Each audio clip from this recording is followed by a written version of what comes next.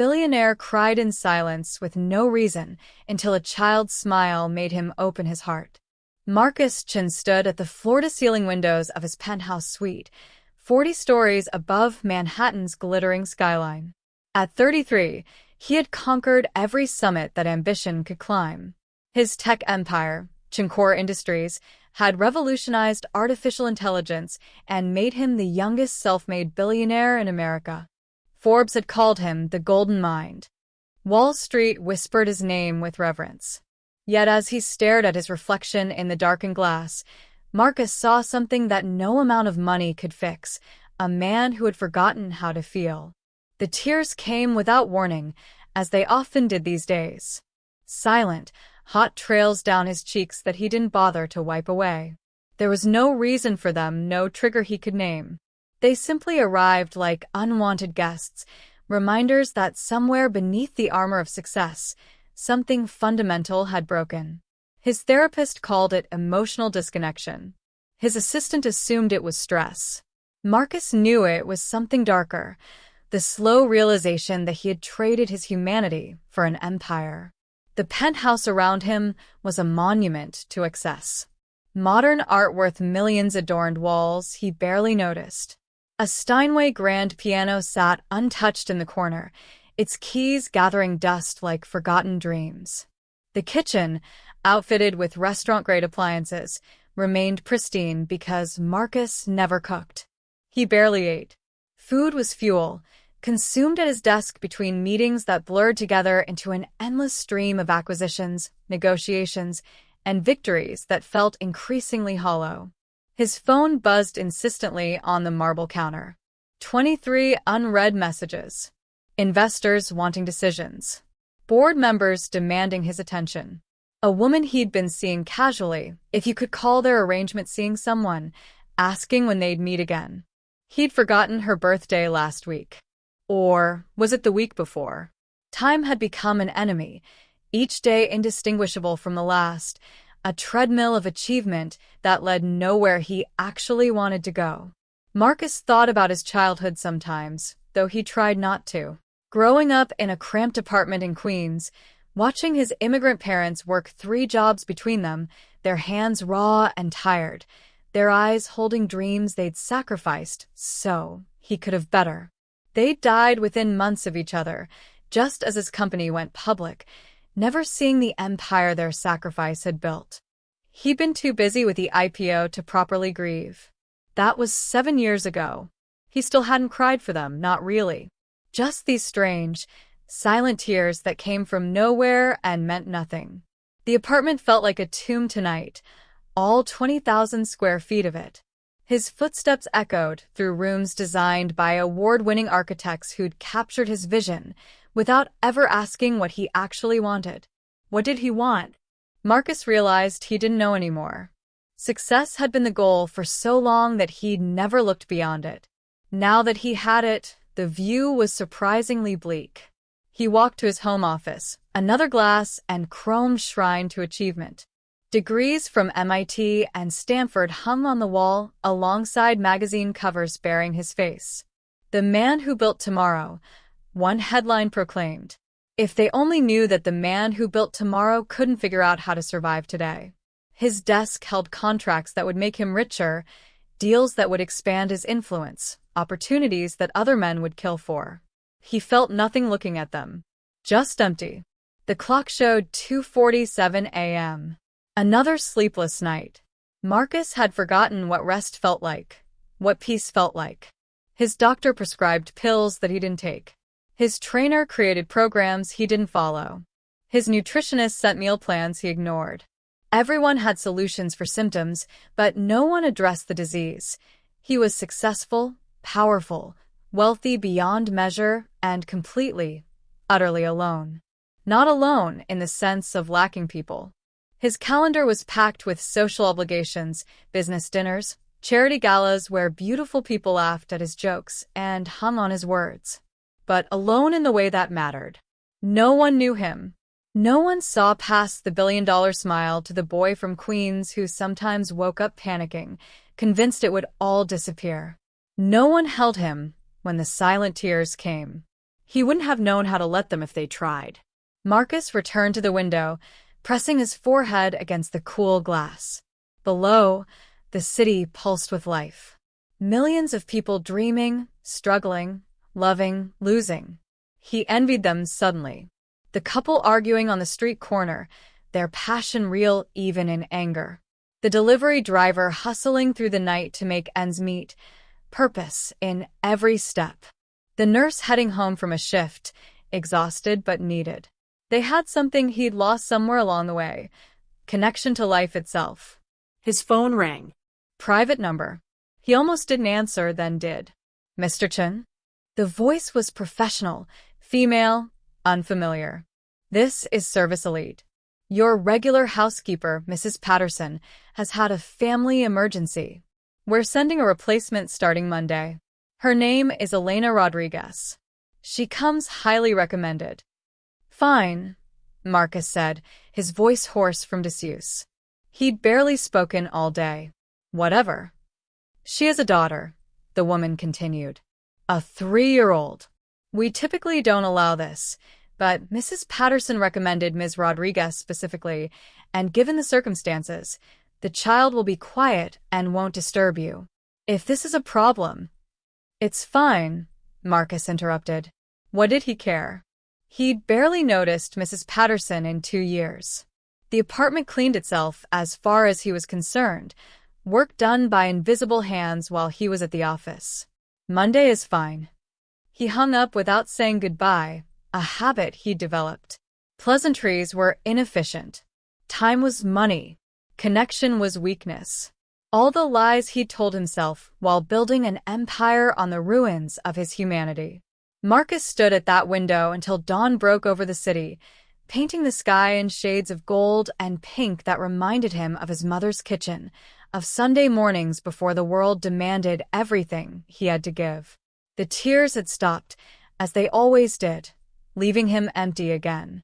Clean. Ready for another day of being Marcus Chen, the man who had everything.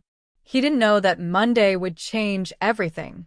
That a woman with tired eyes and capable hands, and a little girl with a smile like sunshine, would walk into his tomb of an apartment and teach him what wealth really meant. That being broken would be the thing that finally let him heal.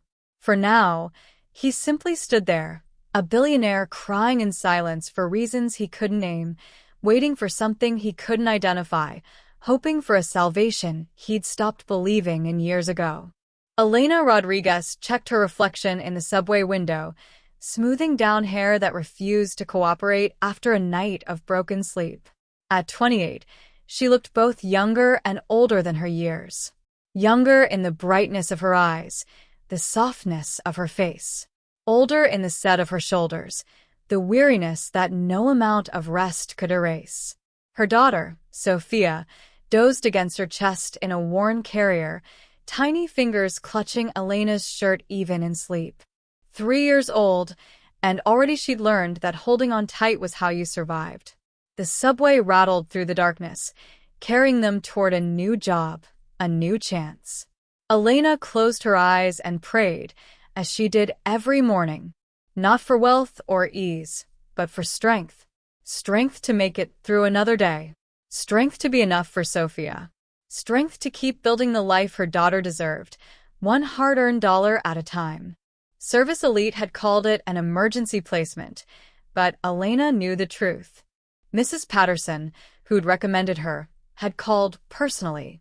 Elena, honey, I'm not coming back. My sister needs me, but I couldn't leave Mr. Chen without help. He's difficult. Cold. Demanding. But he pays well, and God knows you need this job. A pause, heavy with meaning. He needs you too, though he doesn't know it yet. That apartment is beautiful and dead. Like a museum. Like him. Elena hadn't understood then. She understood now, standing in the gleaming lobby of Chen Tower, security guards eyeing her discount store clothes and second-hand carrier with barely concealed skepticism. This was a different world. Not better necessarily, but different. A world where money insulated people from the grinding daily struggle that defined her existence. The private elevator rose so smoothly she barely felt the motion, just the pressure in her ears as they climbed. Sophia stirred, making the small sound that meant she'd wake soon. Elena bounced gently, instinctively, the movement as natural as breathing. "Show me more. Just a little longer." The elevator doors opened directly into the penthouse. Elena stepped out and stopped, overwhelmed. She'd cleaned homes before, including wealthy ones, but this was different. This wasn't a home. It was a showcase, all sharp edges and cold surfaces, beautiful and completely, utterly lifeless. No photographs on the walls. No comfortable clutter. No sign that anyone actually lived here. It reminded her of the funeral home where they'd held her husband's service 2 years ago. Expensive. Impressive. Empty of anything that mattered. "You're late." Elena jumped. The man who spoke stood in the doorway to what must be the kitchen, and he looked exactly like his pictures. Tall, lean, handsome in that sharp-featured way that magazines loved. But the photos hadn't captured the essential coldness of him, the way his eyes seemed to look through her rather than at her. Marcus Chen, her new employer. The man Mrs. Patterson had said needed help. "I'm sorry, Mr. Chen. The subway. I don't need excuses. I need efficiency." He glanced at Sophia, who'd woken and was staring at him with the unabashed curiosity of a 3-year-old. "She won't be a disturbance?" No, sir. "Sophia is very good. She'll play quietly while I work." Fine. Mrs. Patterson left instructions in the kitchen. "Follow them exactly. I have a meeting." He turned away, dismissing her, already on his phone before he'd taken 3 steps. Elena felt something stir in her chest. Not anger, though she had every right to it. Pity. This man, with his penthouse and his billions, was one of the loneliest people she'd ever seen.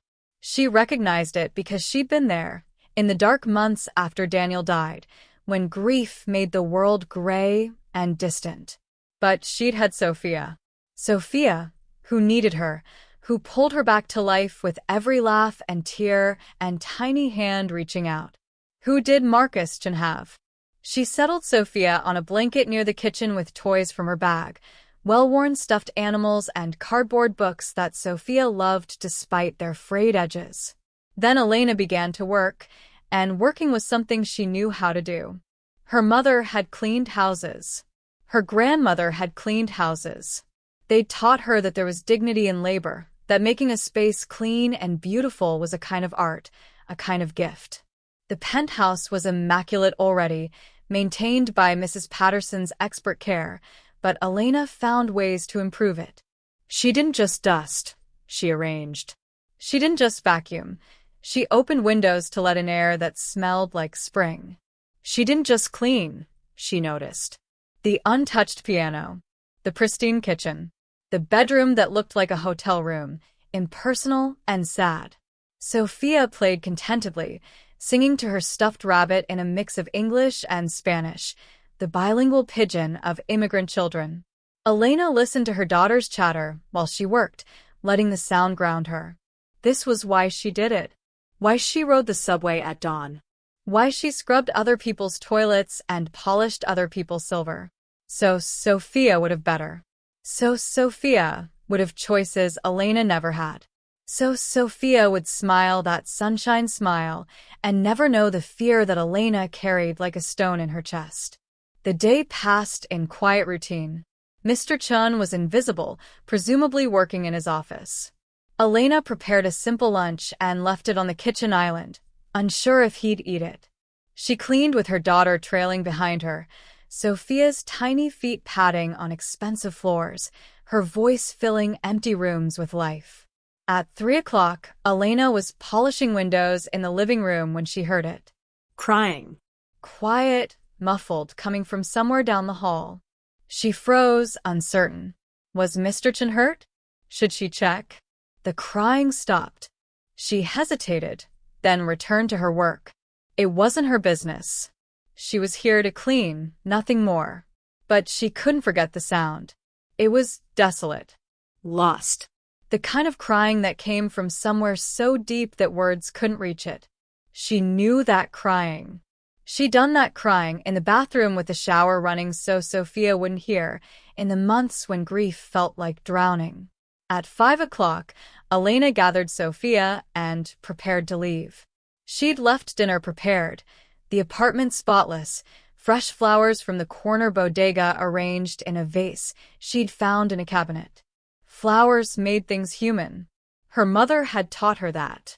Mr. Chen appeared as she was packing up, Sophia on her hip. He looked at the apartment, something flickering across his face. Surprise, maybe? You changed things. I'm sorry, sir. If you don't like. No. He cut her off. It's fine. You'll be back tomorrow? Yes, sir. Same time. He nodded, already turning away. But Sophia, with the perfect timing of a 3-year-old, chose that moment to wave. Bye-bye, she called, her voice bright as bells. Bye-bye, mister. Marcus Chen stopped. Turned. Looked at Sophia, really looked at her for the first time. Elena watched something crack in his expression, just a hairline fracture in his careful mask. Sophia beamed at him, utterly unself-conscious, radiating the pure joy that children possess before the world teaches them to guard their hearts. Goodbye, he said finally, the words sounding rusty, unpracticed. Then he was gone, disappearing into his office. Elena rode the subway home with Sophia sleeping against her shoulder, thinking about that moment. The way he'd looked at her daughter. Like a man seeing sunlight after years in a cave. Like someone who'd forgotten that happiness existed and was just now remembering. That night, after she'd put Sophia to bed in their small apartment, after she'd paid bills that never seemed to shrink, after she'd prayed and cried and gathered her strength for tomorrow, Elena thought about Marcus Chen. Mrs. Patterson had been right. He was difficult. Cold. Demanding. But he was also broken, and Elena knew broken. Broken was her specialty. You couldn't go through what she'd gone through and not recognize the walking wounded. She didn't know if she could help him. She was just the maid, after all, an invisible presence in his expensive world. But Sophia's wave had done something, had cracked something, and maybe, just maybe, that crack would let in light. Tomorrow she would go back. She would clean and arrange and try to bring life to that beautiful tomb. She would bring Sophia, who didn't understand that some people lived in palaces and felt nothing, who smiled at everyone like they were friends waiting to happen. And maybe, somehow, it would be enough. Elena fell asleep praying, as she always did. But tonight she added a new prayer. For Marcus Chen. For the lonely billionaire who cried in silence. For the man who had everything and nothing, who needed something money couldn't buy. Connection. Hope. A reason to feel again. She didn't know she was the answer to her own prayer. Not yet.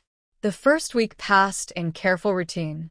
Elena arrived each morning at 7, Sophia drowsy in her carrier, and transformed the sterile penthouse into something approaching a home. She learned Mr. Chen's patterns, how he worked 16-hour days, barely sleeping, how he drank coffee black and barely touched food, how he spoke on the phone in Mandarin to investors overseas, his voice sharp and commanding, nothing like the hollow way he said fine to her polite questions. She learned the architecture of his isolation. The gym equipment, expensive and unused. The wine cellar, full of bottles worth more than her yearly salary, gathering dust. The master bedroom where the bed was barely disturbed, as if he merely collapsed on it rather than truly slept. The office where he spent most of his time, staring at screens that cast blue light across his face, making him look ghostly, insubstantial. But Elena also noticed things Marcus probably didn't realize she could see. The way his hands trembled sometimes when he thought he was alone.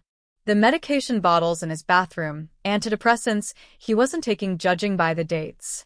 The trash can in his office, full of crumpled papers covered in his handwriting, Chinese characters mixed with English phrases like, "What's the point?" and "Nothing matters."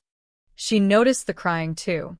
It happened every few days, always behind closed doors, always silent except for the sharp intake of breath she sometimes heard passing in the hallway. He cried like someone who'd forgotten how, like it was a bodily function he couldn't control and resented. Elena's heart ached for him, but she kept her distance. She was the help. He'd made that clear with every clipped response, every time he looked through her rather than at her.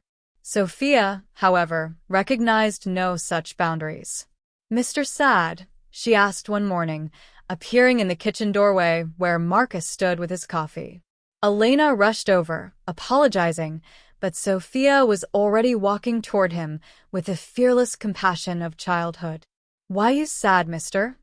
Marcus looked startled, actually focusing on the little girl for the first time since that initial goodbye. "I'm not sad." "Uh-huh." Sophia nodded, absolutely certain. You sad. Like Mommy when Poppy went to heaven. But then Mommy's smile again. "You smile." Elena wanted to sink through the floor. "Sophia, come here. Mr. Chin is busy." "It's fine." Marcus surprised them both. He crouched down, awkward, like he wasn't sure how to position himself at a child's level. Up close, Sophia could see what Elena had seen all week. The shadows under his eyes, the tightness around his mouth. "Your father is in heaven?" Sophia nodded seriously. He got sick. "But he watches me now. From up high." She pointed at the ceiling, at the sky beyond. "You got somebody watching you?" Something flickered across Marcus's face. Pain, raw and undisguised. "Yes," he said quietly. "My mother and father. They watch me too." "Then you're not alone." Sophia announced this like it solved everything, her logic simple and irrefutable. She patted his knee with one small hand. "They watching. I watching. Mommy watching. Lots of watching." She giggled at her own joke. Marcus stared at her, and Elena saw the crack widen. Saw something in his expression shift, soften. He reached out hesitantly and touched Sophia's hair, just the lightest brush of his fingers against her dark curls. "What's your name?" "Sophia. Sophia Maria Rodriguez. 3 years old." She held up 3 fingers proudly. "How old you?" 33. Sophia's eyes went wide. "That's so old. You like dinosaurs old." Despite everything, Marcus laughed. Actually laughed, the sound rusty but real. Elena felt her breath catch. It transformed his face, made him look years younger, made him look human. "I guess I am pretty old. It okay." Sophia patted his knee again, reassuring. "You still nice. You give Mommy job. That nice." "Sophia, come on." Elena finally found her voice. "Let Mr. Chin have his breakfast." Sophia went reluctantly, waving over her shoulder. Marcus stood slowly, watching her go, something dazed in his expression. When his eyes met Elena's, she saw confusion there, and wonder, like a man trying to remember something important he'd forgotten. "I'm sorry," Elena said. "She doesn't understand. Don't apologize." His voice was quiet. She's remarkable. "She's a handful," Elena said, but she smiled, unable to help herself. Sophia was remarkable and resilient, and full of a love that the world hadn't crushed yet. Marcus nodded, still watching where Sophia had disappeared into the living room.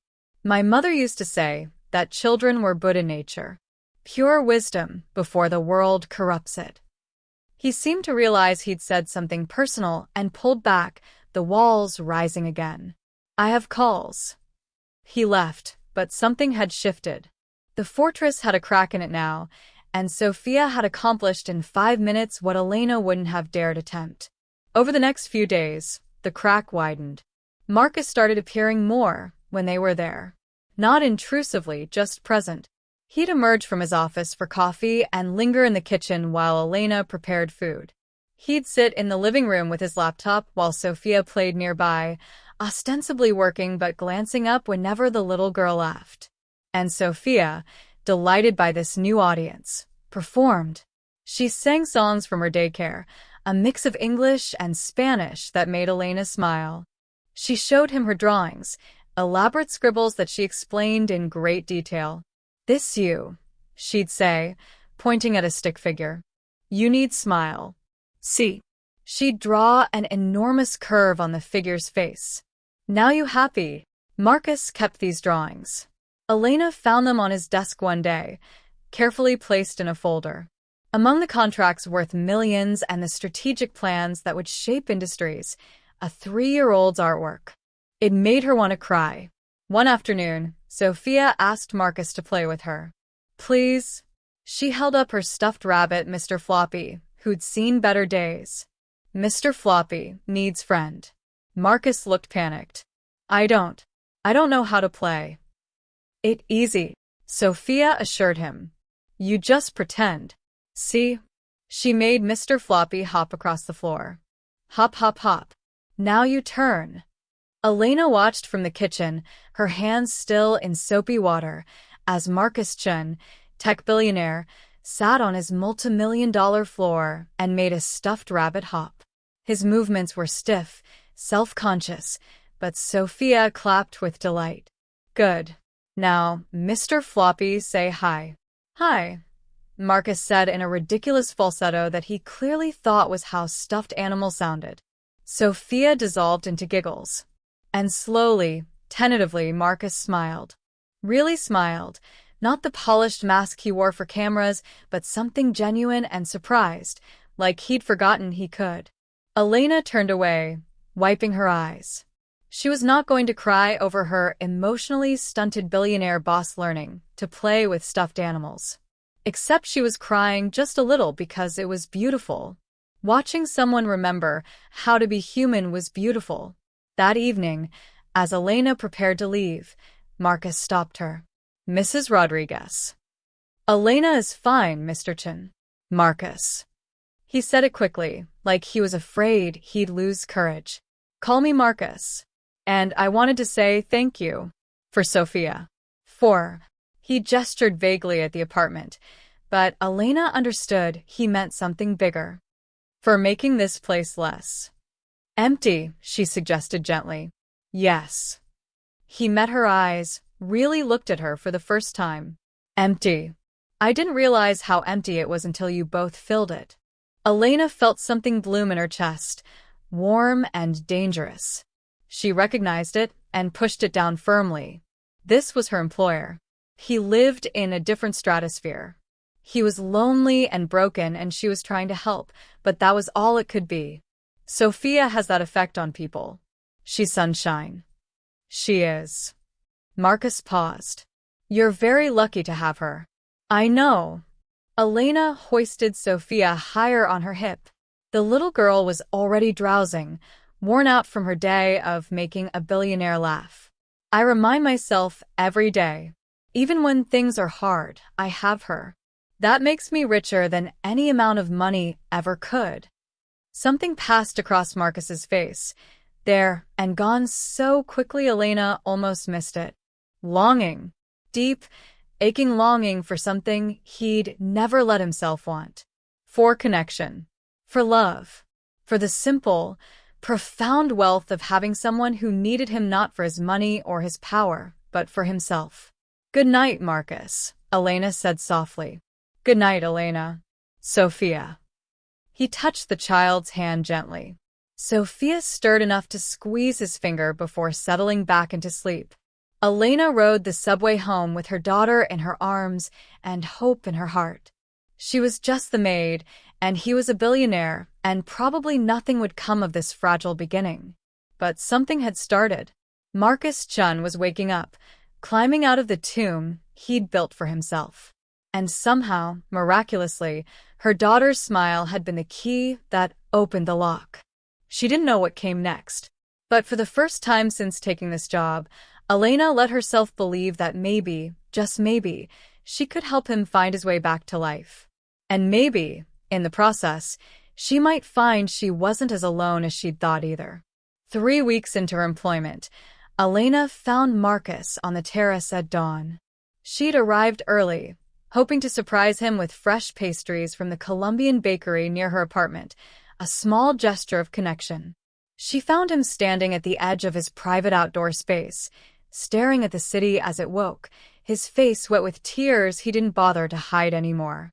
"I'm sorry," she said, starting to back away. "I didn't mean to intrude. Stay." His voice was raw. "Please." "I'm tired of pretending I'm fine when I'm not." Elena set down the pastries and stood beside him, leaving space but offering presence. Sophia was still drowsy in the carrier, her warm weight against Elena's chest a reminder of why strength mattered. They stood in silence while the sun painted the sky gold, and Elena waited. She'd learned that sometimes the greatest gift you could give someone was simply to witness their pain without trying to fix it. "I cry every few days," Marcus finally said. "For no reason. Or every reason. I don't know anymore. My therapist says it's breakthrough depression, that my body is trying to process emotions I've suppressed for years. But it feels like drowning, like I'm breaking apart, and I don't know how to stop it."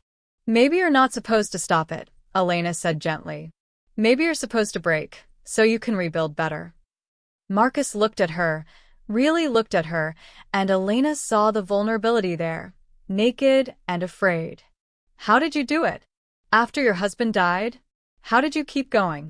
Elena's hand instinctively went to Sophia's back, feeling her daughter's breathing, steady and sure. "I didn't have a choice. Sophia needed me. But also—" She paused, finding the words. "I realized that grief was love with nowhere to go. I still loved Daniel. I'll always love Daniel. But I could take that love and pour it into Sophia, into our life, into making something beautiful from the pain. Pain isn't the enemy, Marcus. Emptiness is." "I'm so empty," he whispered. "I built all this, achieved everything I was supposed to achieve, and I feel nothing. I look at my life and it's like looking at a stranger's accomplishments. None of it matters. None of it means anything." "Because it's not connected to anything," Elena said. "Success without connection is just noise. You need roots, Marcus. You need people who matter more than the achievement. Otherwise, you're just collecting trophies in an empty room." Marcus was quiet for a long moment. Then, "My parents worked themselves to death, so I could have opportunities. My mother cleaned offices. My father drove a taxi 16 hours a day. They had nothing, but they had each other. They had me. I remember Sunday dinners, all of us crowded around this tiny table, eating my mother's dumplings, laughing about stupid things. I remember feeling full, Happy. When did I lose that? When success became more important than connection," Elena said softly. "But you can find it again. You're already starting to. With Sophia. You smile when she's around. You're learning to play again." "She's not mine, though." Marcus's voice broke. "None of this is mine. You'll leave eventually. Sophia will grow up. I'll go back to being alone in this expensive tomb." Elena's heart cracked open. She did something bold, something that crossed every boundary between employer and employee. She took his hand. His fingers were cold, trembling, and she wrapped both her hands around them, warming them. "You're not alone right now. And you don't have to be alone tomorrow, or next week, or next year. But you have to choose it, Marcus. You have to choose connection over isolation. You have to let people in." Sophia stirred, waking as the sun rose higher. She lifted her head from Elena's chest and saw Marcus, his face still wet with tears.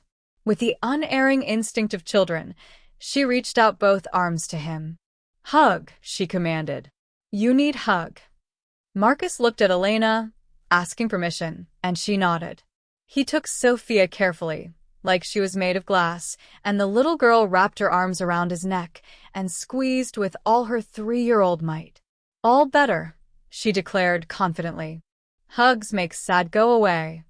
Marcus closed his eyes, holding Sophia, and Elena watched his face transform. The tension drained away. The walls crumbled a little more. He was crying still, but different now, not the silent, hollow tears of emptiness, but something else. Something that looked almost like healing. "Thank you," he whispered into Sophia's hair. "Welcome." Sophia pulled back and patted his cheeks. "Now smile. You pretty when you smile." Marcus laughed through his tears. Actually laughed, and the sound was becoming less rusty, more natural. "Pretty?" Uh-huh. "Mommies say you have nice face. She say it when she think I not listening, but I always listening." Elena wanted to die. Her face flamed hot as Marcus's eyes found hers. Something new in them. Awareness. Interest. Question. "Your mother said that?" His voice was careful, neutral, but Elena caught the undercurrent. "Sophia hears too much," Elena muttered, mortified. "I'm going to start those pastries." "Elena."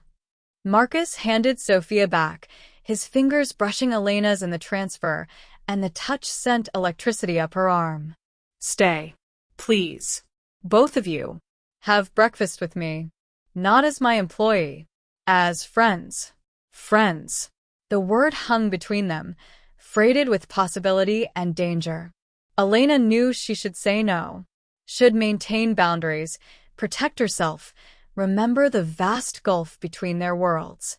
But looking at Marcus's face, open and vulnerable and hopeful, she couldn't say no.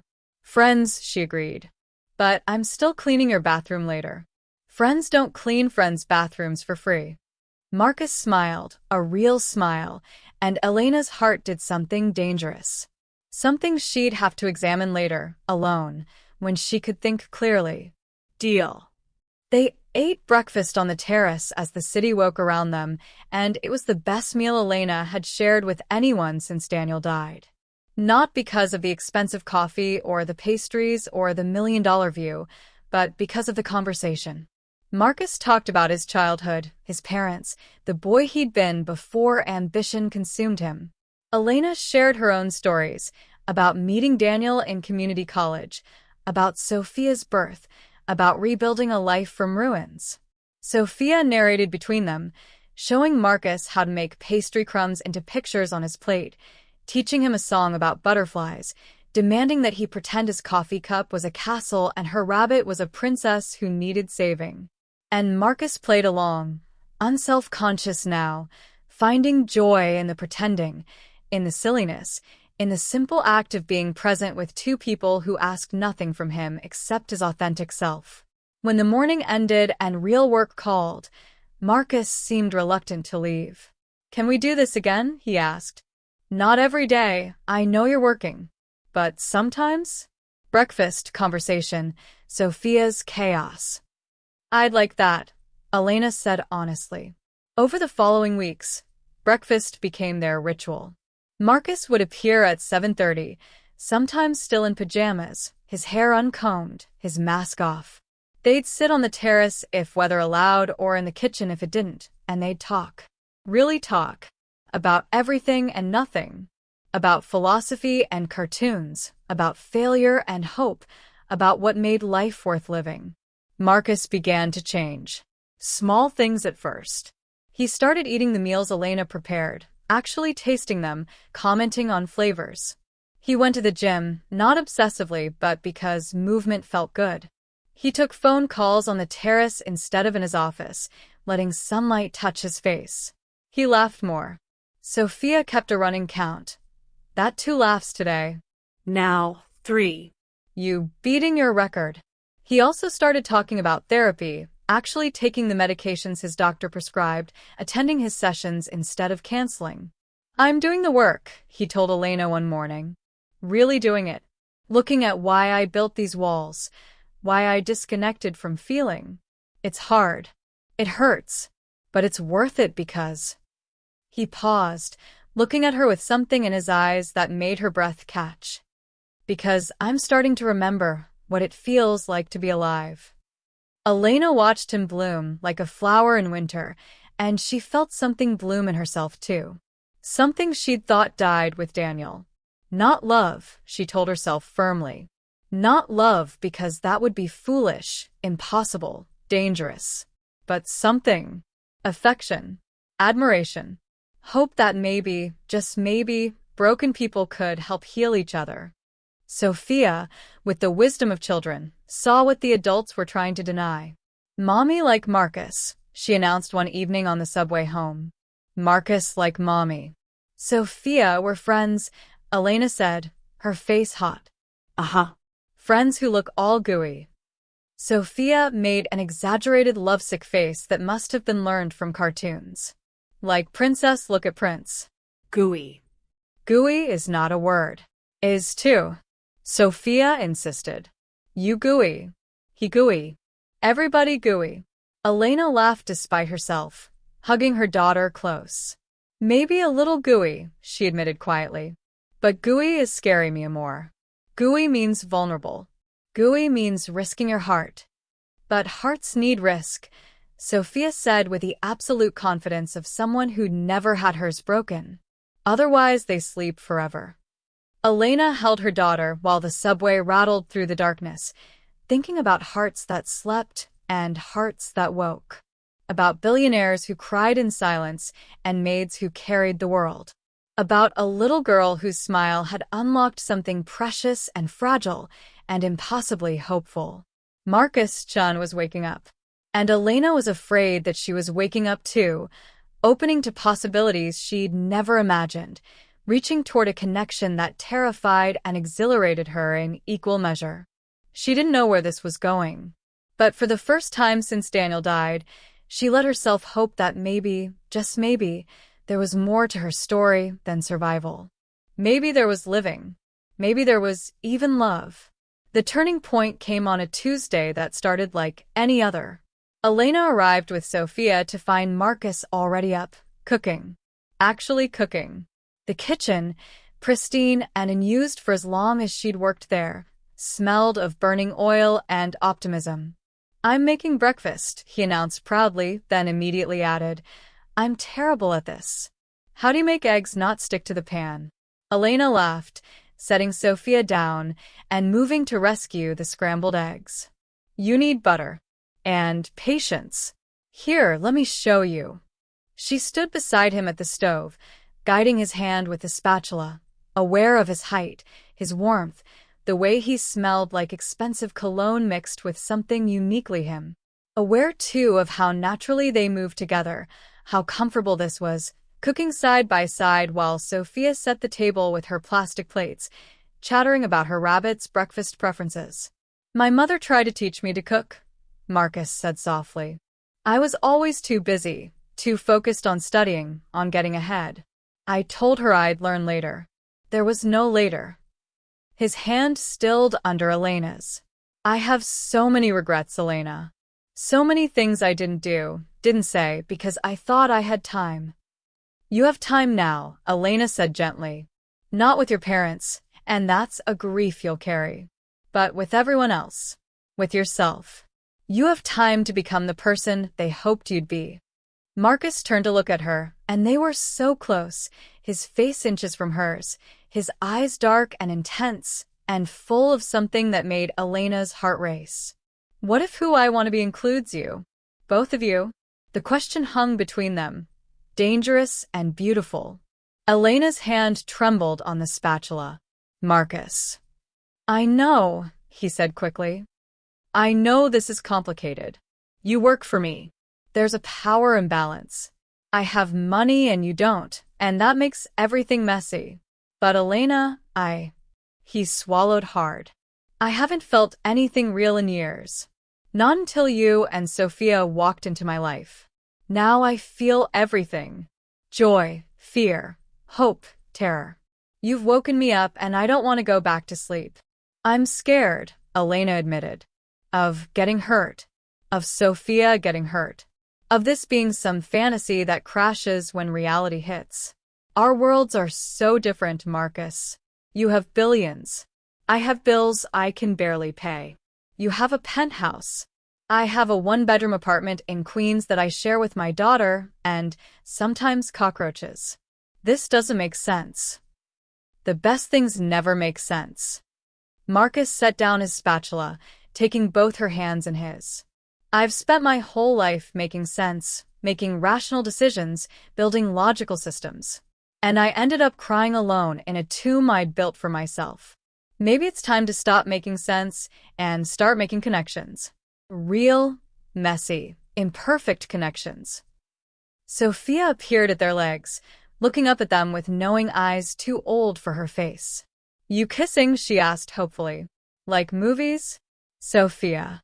Elena pulled back, flustered. What? Everybody kiss in movies. When people gooey, they kiss. Marcus laughed, and the sound was full of joy and mischief. Smart kid. Should I kiss your mother, Sophia? Is that what you recommend? Marcus. Don't bring my daughter into. Yes. Sophia shouted. Kiss. Kiss. Kiss. She started chanting, clapping her hands, bouncing on her toes with excitement. Marcus looked at Elena, eyebrows raised, smile playing on his lips. The people have spoken. Democracy in action. The people are 3 years old, Elena protested, but she was smiling too, her heart racing, her body leaning toward him despite her mind's warnings. Elena Rodriguez, Marcus said softly, seriously now, all humor fading into something deeper. Would it be okay if I kissed you? No pressure. No expectations. Just because I want to. Because you're remarkable. Because I'm learning to be brave, and you're teaching me how. Elena looked at this man who'd been broken and was piecing himself back together. Who'd opened his fortress to a maid and a toddler. Who was learning to play, to laugh, to feel again. Who looked at her not like the help but like someone precious. Complicated. Real. She thought about Daniel, about the love they'd shared, about how he'd want her to be happy. She thought about Sophia, who deserved to see her mother choose joy instead of just survival. She thought about herself, about the woman she'd been before grief made her small and scared, the woman who'd once believed in big love and grand dreams. Yes, she whispered. You can kiss me. Marcus leaned in slowly, giving her time to change her mind, and when their lips met it was soft and tentative and perfect. Not a kiss born of passion, but of tenderness, of two broken people finding unexpected wholeness in each other. Elena felt tears on her cheeks and realized they were both crying, both overwhelmed by the fragile beauty of connection after so much loneliness. Yay! Sophia cheered, ruining the moment perfectly. Now you prince and princess. Now we family. Marcus pulled back, laughing, wiping his eyes. Not quite that simple, little one. But maybe someday. Elena touched her lips, still feeling the ghost of the kiss, her heart full and terrified and alive. We need to talk about this. Really talk. Set boundaries. Figure out what this means for my job, for our friendship, for... I know, Marcus said. And we will. But right now, our eggs are burning. They rescued breakfast together, laughing, bumping hips companionably, and ate on the terrace with Sophia between them like she'd always been there. Like this was their family already, imperfect and impossible and somehow right. Over the next weeks, they navigated the complexity of becoming more than employer and employee while still being exactly that. Marcus insisted on raising Elena's salary, not because of their relationship, but because she'd been underpaid. Elena insisted on maintaining professional boundaries during work hours. They argued about money, about power dynamics, about how to protect Sophia if things went wrong. I don't want her charity, Elena said fiercely one evening. They were in his office, Sophia playing in the living room, having a conversation that had been building for days. I don't want to be a kept woman, Marcus. I need to stand on my own feet. I'm not offering charity, Marcus said, frustrated. I'm offering partnership. Let me help with Sophia's daycare. Let me set up a college fund. Not because you can't do it yourself, but because I can and I want to, and why is it wrong for people who care about each other to help? Because I've been the poor girl before, Elena shot back. I've been the one people feel sorry for, the charity case. I won't be that for you. I won't be your project. You're not my project. Marcus stood, running his hands through his hair. Elena, you saved my life. You and Sophia walked into my tomb and taught me how to be human again. I was dying, literally dying inside, and you brought me back. How is wanting to give back to you charity? How is loving you a power trip? The word hung between them. Loving. Neither of them had said it before, though it had been growing, obvious, impossible to deny. You love me? Elena whispered. Marcus looked at her, and the vulnerability in his eyes was absolute. Yes. I love you. I love your strength and your kindness and the way you mother Sophia. I love how you make me laugh and how you challenge me and how you see past my money to who I actually am. I love that you don't need me, but choose me anyway. Is that okay? Am I allowed to love you? Elena felt her walls crumble. All the fear, all the pride, all the careful distance she'd maintained. I love you too, she said, the words tumbling out. God help me, I love you.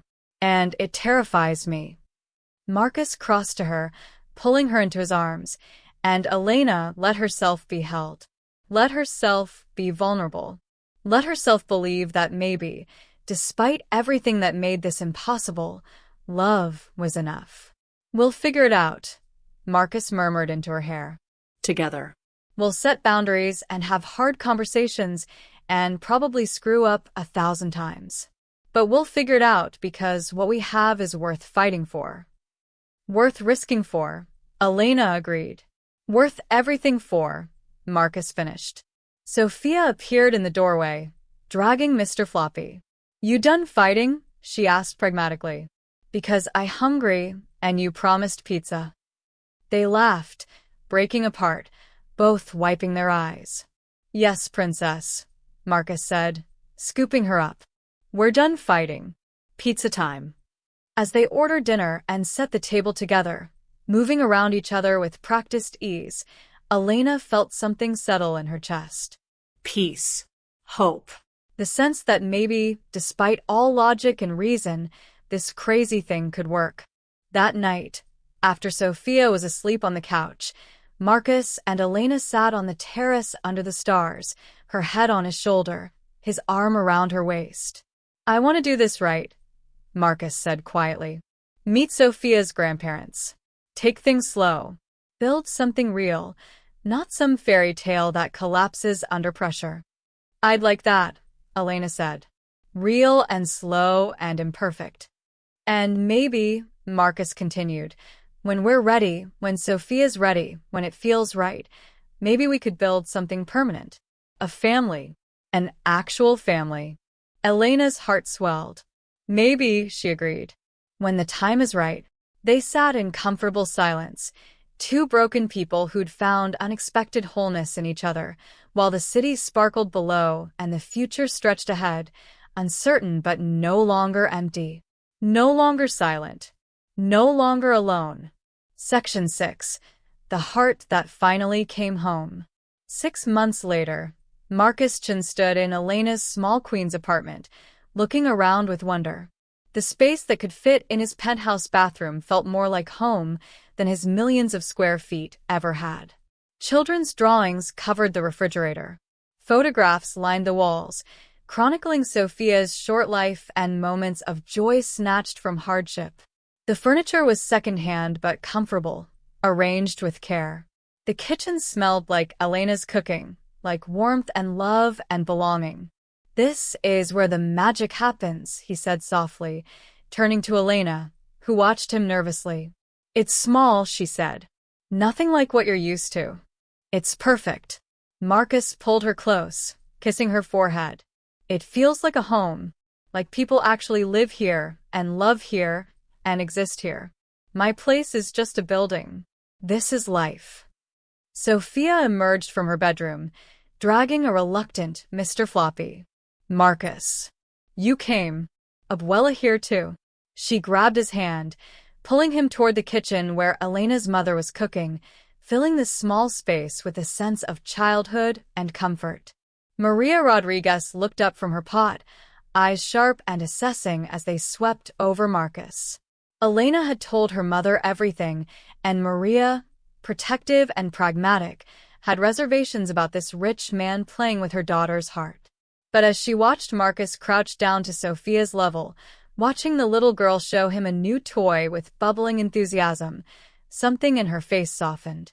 "So you're the billionaire who cries," Maria said in accented English, wiping her hands on her apron. "Mama," Elena hissed, mortified.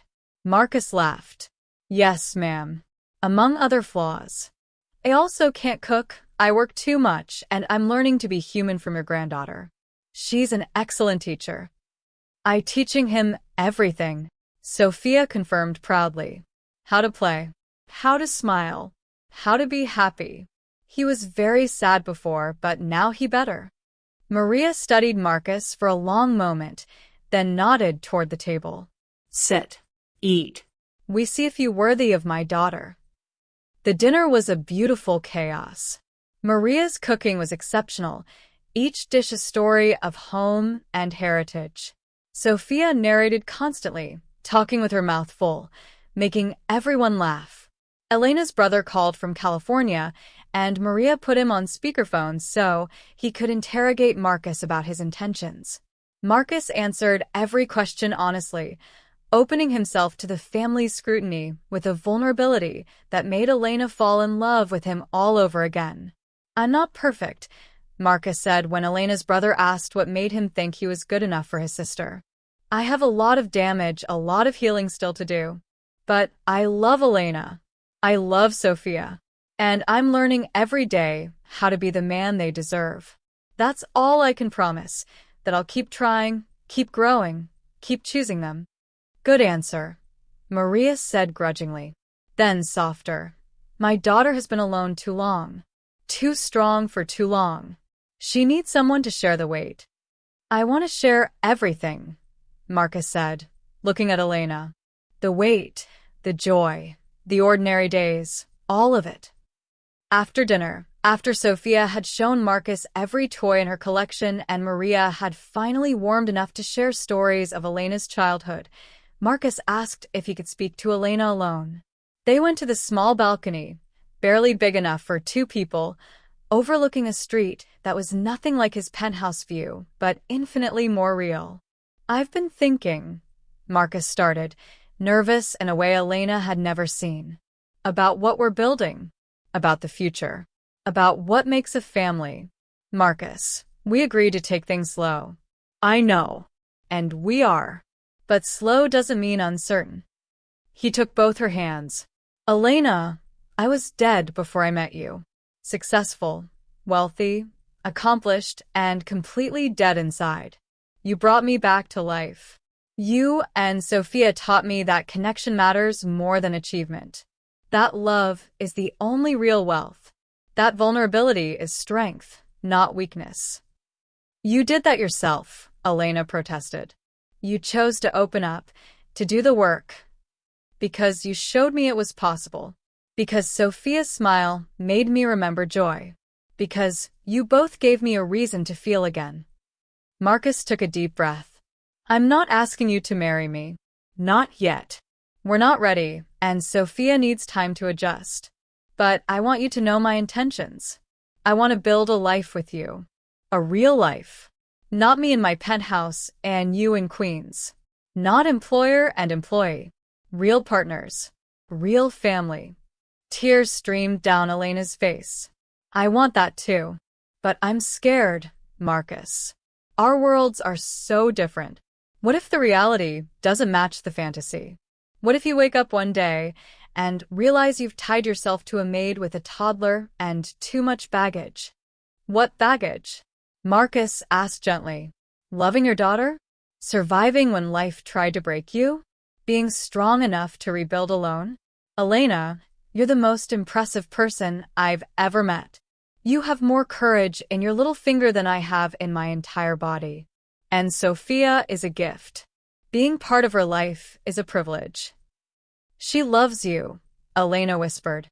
"So much. She asks every night when you're coming over. She draws you pictures. She tells everyone at daycare about her Marcus, who's teaching her about stars and computers and how to be brave. I love her too, Marcus said simply. I love both of you. And I know love doesn't solve everything. We'll have problems. We'll argue about money and parenting and how to merge our lives. But we'll figure it out together. They stood on that small balcony, holding each other, while the city hummed around them, and inside Sophia laughed at something Maria said. Two people from different worlds, building something that made no sense on paper, but felt absolutely right in practice. I want to set something up, Marcus said. Not charity. Not a handout. A partnership. I want to fund your education, Elena. You told me once you dreamed of being a teacher before life got in the way. Let's make that dream real. And I want to establish a foundation, something that helps single parents get back on their feet. We'll run it together. Your experience, my resources. Marcus, that's too much. It's not enough, he countered. You've given me my life back. Let me help you build yours. Not because you need saving, but because partners support each other's dreams. Elena looked at this man who'd been a stranger 6 months ago, a broken billionaire crying alone in a penthouse. Now he was here, in her small apartment, meeting her family, offering not just love but partnership. Offering not to save her, but to build beside her. Okay, she whispered. Yes. Partners. Marcus smiled, that full, genuine smile that transformed his face, and kissed her softly. When they returned inside, Sophia took one look at their faces and announced, "They extra gooey now. That mean family soon." Maria laughed, shaking her head. This child. She knows everything. She does, Marcus agreed, scooping Sophia up. She's the wisest person I know. Over the following months, they built their life carefully, mindfully. Marcus started spending more time in Queens than his penthouse, preferring the cramped warmth to sterile space.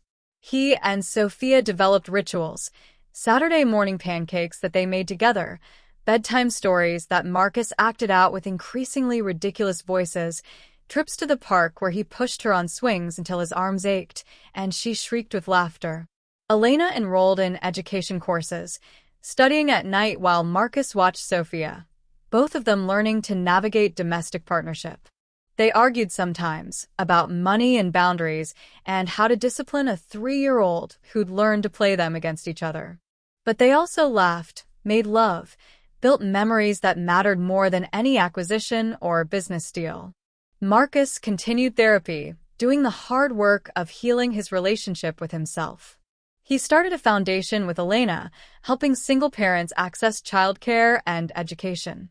He reduced his work hours, learning that presence mattered more than productivity. He reconnected with old friends he'd abandoned in his climb to the top, rebuilding bridges he'd burned.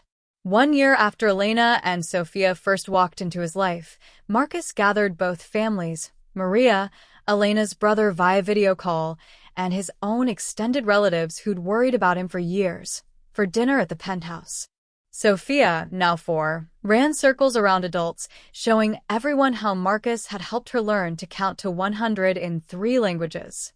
She's growing so fast, Maria said, watching her granddaughter, with bittersweet pride. They do that, Marcus agreed. He'd learned a lot about children in the past year. About how they changed daily, how they needed consistency and love and boundaries. How raising a child was the hardest and most important work anyone could do. After dinner, after Sophia had fallen asleep on the couch between her grandmother and Marcus's cousin, Marcus asked for everyone's attention. Elena looked at him quizzically, and he smiled, nervous again. "A year ago," he began, "I was the most successful, miserable person I knew. I had everything money could buy, and nothing that actually mattered. Then Elena and Sophia walked into my life and taught me what real wealth looks like. Connection. Love. Purpose beyond profit." He turned to Elena, taking her hand. "You saved me. Both of you. And I want to spend the rest of my life being worthy of that gift." Marcus got down on one knee, and Elena's breath caught. Elena Rodriguez, will you marry me? Will you let me be Sophia's father? Not replacing Daniel, but adding to his legacy? Will you build a real family with me? Messy and imperfect and absolutely real? Elena was crying, laughing, nodding. Yes. Yes, yes, yes. Sophia woke up from the commotion, saw Marcus on his knee, and shrieked. You marrying? Like princess. I gonna have daddy. She launched herself at Marcus, who caught her, standing with the child in one arm and pulling Elena close with the other. The families erupted in celebration. Maria wiped her eyes, admitting she'd been wrong to doubt him. Elena's brother promised to fly out for the wedding. Marcus's cousins welcomed Elena with warmth that spoke of genuine affection, not obligation. Later, after everyone had left and Sophia was properly asleep in the guest room Marcus had converted into a space just for her, Marcus and Elena stood on the terrace where they'd first shared breakfast, where he'd first admitted his emptiness, where they'd begun to build something neither had known they needed. I was thinking, Marcus said, we should move. Not to the penthouse. Somewhere new, where we can build our own traditions, where Sophia can have a yard, where there's room for the family we're creating. I'd like that, Elena said. Something ours. Everything is ours now, Marcus corrected. My money, your courage, Sophia's joy, our future. All of it shared. All of it ours. They stood together while the city sparkled below, no longer two broken people, but one healing family. The billionaire who'd cried in silence had found his voice. The maid who'd carried the world had found someone to share the weight. And the little girl whose smile unlocked everything had found the father she deserved and the family she'd wished for. Marcus still cried sometimes, but not from emptiness. From fullness. From overwhelming gratitude that he'd been given a second chance at life, at love, at meaning. Elena still worked hard, but not from desperation. From purpose. From the joy of building something meaningful with her partner. And Sophia grew surrounded by love, learning that families came in all forms, that wealth meant having people who saw you, that happiness was the best success of all. They had found their way home, not to a place but to each other. And in that homecoming, they discovered that the heart, once opened, could hold infinite riches. That the silence could be filled with laughter. That even the most broken could heal if given love, time, and a child's smile showing the way.